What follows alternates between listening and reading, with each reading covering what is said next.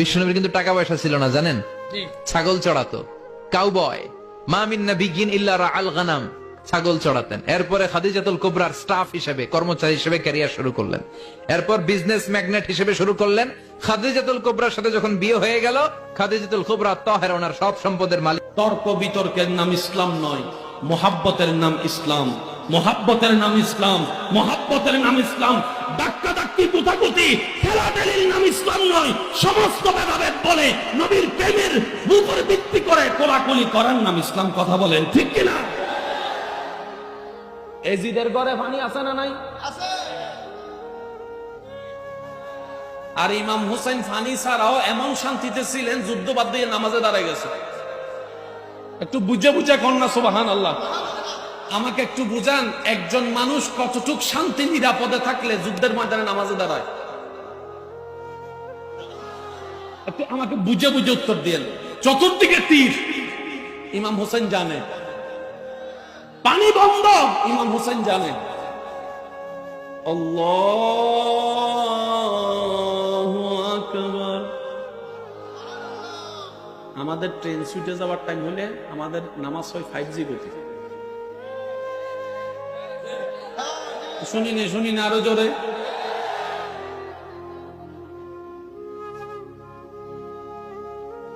আমার মনে হয় আমি আপনাদেরকে বিরক্ত করে ফেলতেছি। আচ্ছা, যাদের আমি 2 মিনিট বিরতি দিই, যাদের যাওয়ার চলে যেত, সমস্যা নেই। কারণ লক্ষ মানুষের দরকার হয় না প্রেমিক যদি একজন থাকে। একটা কথা সবসময় মাথায় রাখবেন, আমরা যে আল্লাহর ইবাদত করি সেই আল্লাহ সংখ্যা দেখে না, সে আল্লাহ কোয়ালিটি দেখে। মনে করেন একটা মসজিদের জন্য কেউ 10 কোটি টাকা দান করছে, মনে মনে নিয়ত হচ্ছে আমাকে সবাই দানবীর বলবে, 10 কোটি দেয় না বলা। আরেকজন 2 টাকা দান করছে, সে বলে যে আমার বাবা না দিলেও আমার আল্লাহর এই বেতন আমাকে দিবে। এবার আপনি যে আল্লাহকে বিশ্বাস করেন, আপনার ধারণা মোতাবেক আল্লাহর কাছে কি 10 কোটি পছন্দ হবে না 2 টাকা? আরেকটু জোরে। ফেরেশতা বলে আল্লাহ 10 কোটি নিবা না? রব বলে যে 10 কোটির ভিতর আমি নাই, মানুষ আছে, আর 2 টাকার মধ্যে মানুষ নাই।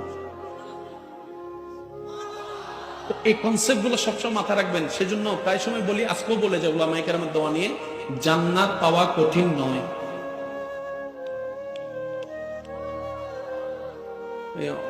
কতগুলো বিশ্বাস করতে পারতেছেন? এমন ভাবে সুবহানাল্লাহ কোন যে আপনার বিশ্বাস আছে আল্লাহ চাইলে জাহান্নামীরে জান্নাতে দিতে পারে, এই বিশ্বাসে বলেন সুবহানাল্লাহ। সমস্ত উলামায়ে কেরামকে সাক্ষী রেখে দোয়া নিয়ে বলছি, জান্নাত পাওয়া সহজ, কঠিন নয়। এবার আসেন, আমাদের বাপের নাম কি? একদম বাপের নাম আমরা আদম আলাইহিস সালামের কি বলেন না? এবার বলেন, আমাদের বাবার বাড়ি আদমের বাড়ি কোথায়? বলেন না ভাই। তাহলে আপনার বাপের বাড়ি কোথায়? আপনার মার নাম কি? মা হওয়ার বাড়ি কোথায়? বাপের ফোলা হিসেবে আপনি জান্নাতের কিছু পাইবেন।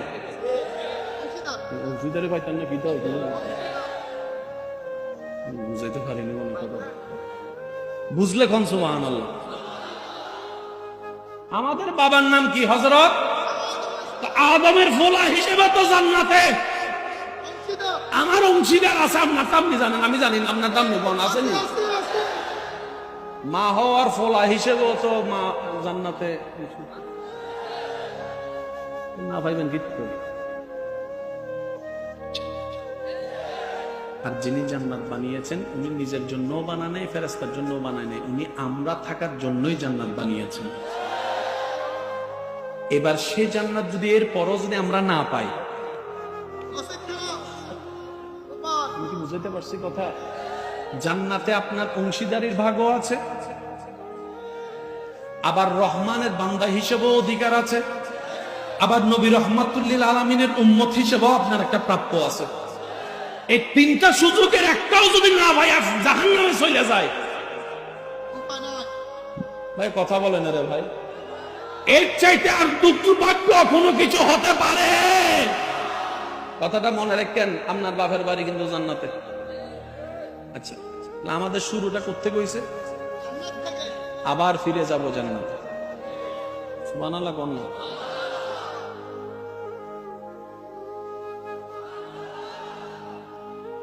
আল্লাহ কয় শয়তান জান্নাতে তুই পারতি না, আবার ঢুকলে জান্নাতে তুই পারতি না, যা গোলানোর এখানে গোলা, কবরও পারতি না, হাসরও পারতি না, দুনিয়াতে যা গোলার গোলা। তবে মনে রাখিস, যারা আমি রবের প্রেমিক হবে, আমার মুস্তাফার আদবওয়ালা হবে, তারা হাজার গুনাহ করার পরও যদি একবার মন থেকে তওবা করে, ইন্নাল্লাহ ইয়াগফিরুয যুনুবা জামিআ, আমার কোন বান্দা নবী মুস্তাফার উম্মত অন্তর থেকে যদি নিজের ভুল স্বীকার করে, একবার তওবা করে, আমি আল্লাহ তার সারা জীবনের গুনাহ মাফ করে দিতে রাজি। ইমানদার ভাইরা বলেন, বিশ্বাস আছে না নাই? আর